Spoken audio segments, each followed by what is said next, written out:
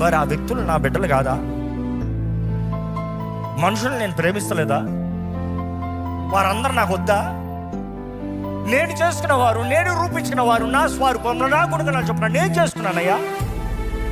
నన్ను ఎవడో ఏ ఒక్కడు నశించడం నాకు ఇష్టం లేదు. దేవుడు నాకు తెలియజేయట్లేదా? పాపి మరణిస్తామందు కూడా దేవుడు ఆనందిస్తలేదంట.